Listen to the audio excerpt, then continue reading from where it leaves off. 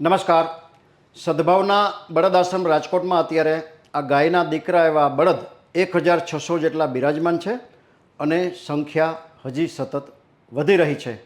મિત્રો, આપ સૌ જાણો છો, આ ગાયનો દીકરો બળદ માત્ર 3 વર્ષની ઉંમરથી જ આપણી સુખાકારી માટે આપણા ખેતરોમાં પોતાની કામગીરી શરૂ કરી દે છે અને જીવે ત્યાં સુધી આપણા ખેતરોમાં આપણા સૌની સુખાકારી માટે સખત મહેનત મજૂરીનું કામ કરતો રહે છે.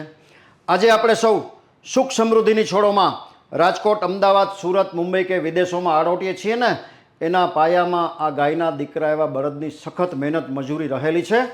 આજે સમય પલટાયો છે, બળદોની જરૂરિયાત રહી નથી. બળદને ખુલ્લામાં ભગવાન ભરોસે છોડી મૂકવામાં આવે છે. આ બધા નિર્દોષ બળદો પોતાના પેટ માટે ક્યાંય કચરાના ઢગલામાં કે ક્યાંય ખેતરના સેઢામાં મોઢું નાખે ને તો એને ઘાસ આપવાને બદલે નિર્દયતાપૂર્વક દંડાથી ફટકારવામાં આવે છે. મિત્રો, બળદ ક્યારેક આપણને પૂછતા હોય છે, આખી જિંદગી મેં તમારા માટે કાર્ય કર્યું છે, મારી વૃદ્ધાવસ્થામાં શું તમે મને ઘાસ અને પાણી નહીં આપી શકો? સદભાવના બળદ આશ્રમ રાજકોટ આવા બધા બળદોને સહર્ષ સ્વીકારે છે. 1600ની સંખ્યા છે. જીવન પર્યંત આ બધા બળદોનું જતન કરવામાં આવશે અને સંખ્યા હજી સતત વધતી રહી છે.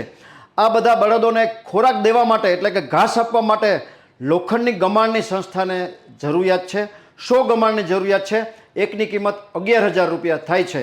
મિત્રો, જે કોઈ ભામાશાને, જે કોઈ સમાજના શ્રેષ્ઠીઓને, ગૌપ્રેમી મિત્રોને, જીવદયા પ્રેમી મિત્રોને આ નિર્દોષ લાચાર ગાયના દીકરા એવા બળદ માટે એની સુખાકારીપૂર્વક પોતે પોતાનો ખોરાક લઈ શકે એ માટે આ ગમાણનું અનુદાન કરવાની ભાવના હોય, પોતાની લક્ષ્મીનું શ્રીદાન આ નિર્દોષ બળદો માટે કરી ઈશ્વરના અને ગૌ માતાના અને નિર્દોષ અબોલ જીવોના અનન્ય આશીર્વાદ પ્રાપ્ત કરવાની ભાવના હોય તો અમારો સંપર્ક કરી શકો છો. Mobile number 9825077306.